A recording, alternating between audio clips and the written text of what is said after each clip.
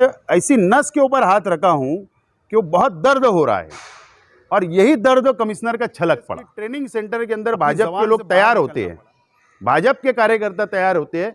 Commissioner साहब को भी मशवरा है कि वो भी जाके भाजपा के आरएसएस के ट्रेनिंग लेकर आए, और अगर इतना ही सियासत करने का शौक है तो कमिश्नर साहब ने मालेगांव से इलेक्शन ही लड़ लेना और हमारे कार्यकर्ता उनके सामने इलेक्शन लड़ने बाजू में बैठ के 10 बच्चे पैदा करने वाले हैं। वो ऐसे लोग की कार्रवाई कौन करेगा? वो तो कोर्ट फैसला करेंगी कि किसके 10 बच्चे हैं, किसके 12 बच्चे, किसके 2 बच्चे। इनको अधिकार नहीं है, लेकिन ज़्यादा बच्चे कौन पैदा कर सकता है वो कमिश्नर साहब की बस की बात नहीं। कॉरपोरेशन में आज राष्ट्रवादी कांग्रेस पार्टी का एक वफ्द आज दोबारा आया था और कमिश्नर साहब, प्रशासक साहब से हम लोग मुलाकात चाहते थे, लेकिन हमेशा की तरह आज भी वो कॉरपोरेशन में गैर हाजिर नहीं थे। और मालेगांव शहर के सिटी इंजीनियर कैलाश बच्चाव साहब से तकरीबन आधा घंटा हम लोगों की बातचीत हुई। जो राष्ट्रवादी कांग्रेस पार्टी कई महीनों से मुसलसल आंदोलन कर रही है, एहतजाज कर रही है शहर के मसाइल के ऊपर।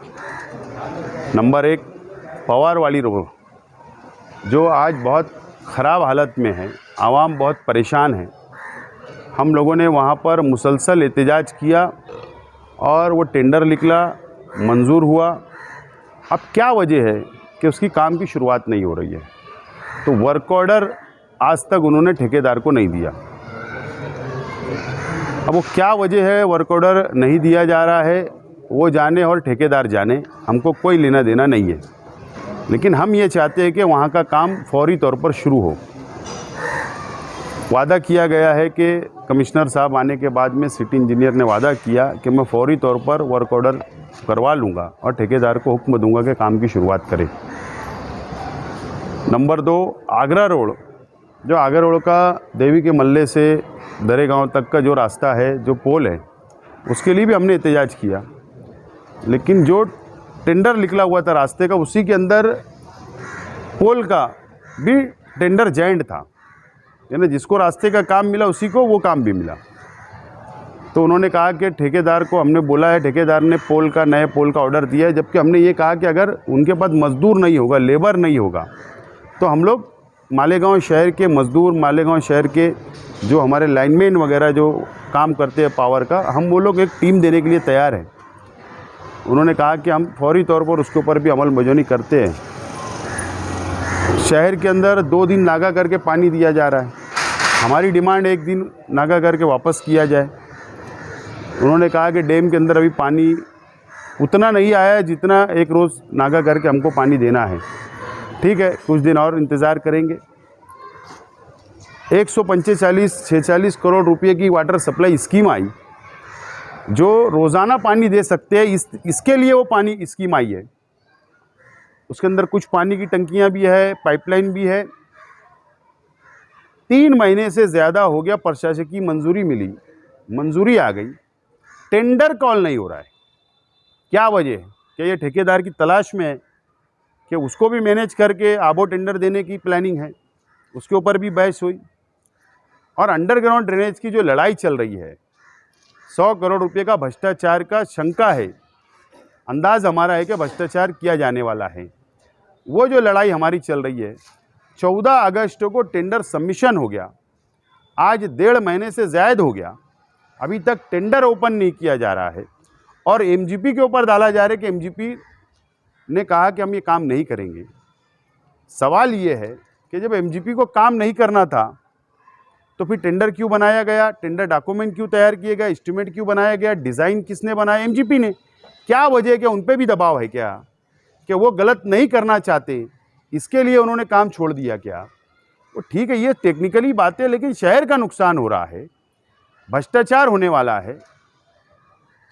100 करोड़ रुपया का भ्रष्टाचार होगा, तो उसकी लड़ाई हमारी जो जारी है, हाईकोर्ट तक हमारी लड़ाई जारी है। टेंडर क्यों ओपन नहीं किया जा रहा, इस ताल्लुक से भी बात की गई। बहरहाल कुल मिला के शहर के अंदर और सेंट्रल असेंबली हल्के के अंदर जानबूझकर भेदभाव किया जा रहा है। कामकाज के ताल्लुक से प्रशासक की तरफ से अधिकारियों पे दबाव है, इसके लिए आज हम लोग आए थे। दोबारा उन्होंने वादा किया कि 2 दिन के अंदर हम लोग प्रोसीजर को आगे बढ़ाने की कोशिश करते हैं। ठीक है, 2 दिन 3 दिन इंतज़ार करेंगे, नहीं करेंगे तो दोबारा आएंगे। तो इसके लिए आज हम लोग यहाँ पर हमको आज आना पड़ा। 100 करोड़ का भ्रष्टाचार होने वाला है, इस पर क्या कहें? कमिश्नर असल में चोर आदमी है, उन पर चोरी का इल्ज़ाम है, भ्रष्टाचार का इल्ज़ाम है, एफआईआर हुई, जेल जा चुके हैं। कमिश्नर अगर कोई दूध का धोया हुआ रहता, ईमानदार होता, तो मैं मेरी बात वापस ले सकता था। लेकिन आज दोबारा बोल रहा हूं कि अगर कमिश्नर ईमानदार है तो मीडिया के सामने अंडरग्राउंड ड्रेनेज का चारों टेंडर ओपन करना और किसका कितना आबो आया है, जो सबसे ज्यादा आबो आया है वो उसका तुम लोग हिसाब मार लेना। अगर 100 करोड़ से ज्यादा आबो टेंडर निकलेगा, 100 करोड़ कारपोरेशन का नुकसान होगा। मैं चैलेंज से बोलता हूं, असल में नीयत में खोट है। और वो बोलते हैं ना कि मैंने ऐसी नस के ऊपर हाथ रखा हूं कि वो बहुत दर्द हो रहा है, और यही दर्द कमिश्नर का छलक पड़ा, अपनी ज़बान से बाहर निकलना पड़ा। मैं भी उनको अब शब्द बोल सकता हूं, लेकिन एक अधिकारी को ये शोभा नहीं देता जैसा स्टेटमेंट दिया गया। अगर उनको ऐसा स्टेटमेंट देना है तो आरएसएस के छत्र छाया के अंदर, आरएसएस की ट्रेनिंग सेंटर के अंदर भाजपा के लोग तैयार होते हैं, भाजपा के कार्यकर्ता तैयार होते हैं।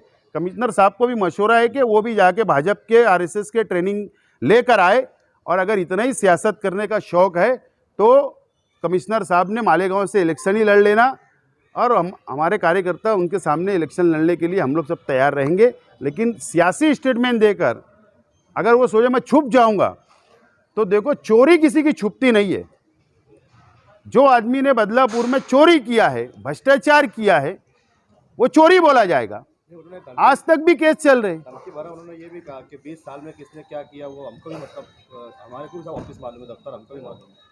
बिल्कुल, अगर शेख आसिफ शेख रशीद के खिलाफ में कमिश्नर के पास अगर कुछ मटेरियल होगा तो उन्होंने भी मेरे खिलाफ में ईडी तक, सीबीआई तक, एनआईए तक, जहाँ जहाँ उनको जाने वो जाइए, उसके लिए वेलकम। मैं लड़ाई हर लड़ने के लिए बिल्कुल तैयार रहता हूँ, और मैं आज भी उनके चैलेंज को कबूल करता हूँ। दूसरी बात, उन्होंने हमारे एक बोले बाजू में बैठ के 10 बच्चे पैदा करने वाले हैं, वो ऐसे लोग की कार्रवाई कौन करेगा? वो तो कोर्ट फैसला करेंगी कि किसके 10 बच्चे हैं, किसके 12 बच्चे, किसके 2 बच्चे। इनको अधिकार नहीं है। लेकिन ज़्यादा बच्चे कौन पैदा कर सकता है वो कमिश्नर साहब के बस की बात नहीं। क्या बात पालक हफ्ते पत्रकार परिषद ने मेरे पे आरोप लगाए, इल्जाम, मुझे कोई फर्क नहीं पड़ता, मैं काम और विकास से उनका जवाब देता हूँ। तो भ्रष्टाचार कारपोरेशन के अंदर जो हो रहा है, मंत्री महोदय, मैं भी नाम नहीं ले रहा हूँ, मंत्री महोदय बहुत मंत्री है, लेकिन जो मालेगांव महानगर पालिका नासिक ज़िले के अंदर आती है, यहाँ जो भ्रष्टाचार है वो रोक लेना चाहिए। हम लोग को ना पत्रकार परिषद लेना पड़ेगी ना आंदोलन करना पड़ेगा। हम तो भ्रष्टाचार के खिलाफ है। लूट मार हम नहीं देख सकते शहर की। यहाँ पर करोड़ों रुपये का भ्रष्टाचार, और अभी कुछ मैं और करीब करीब पहुँच रहा हूँ। पीडब्ल्यूडी के अंदर भी वही रास्ते प्रपोज किए जा रहे हैं, कारपोरेशन में भी वही रास्ते प्रपोज किए जा रहे हैं। एक एजेंसी कारपोरेशन की तरफ से काम हो रहा है, बिल 2 तरफ से निकल रहे, सब मटेरियल धीरे धीरे आ रहा है। अभी तो लड़ाई शुरू हुई है, इंशाल्लाह उसका अंजाम भी जल्द किया जाएगा।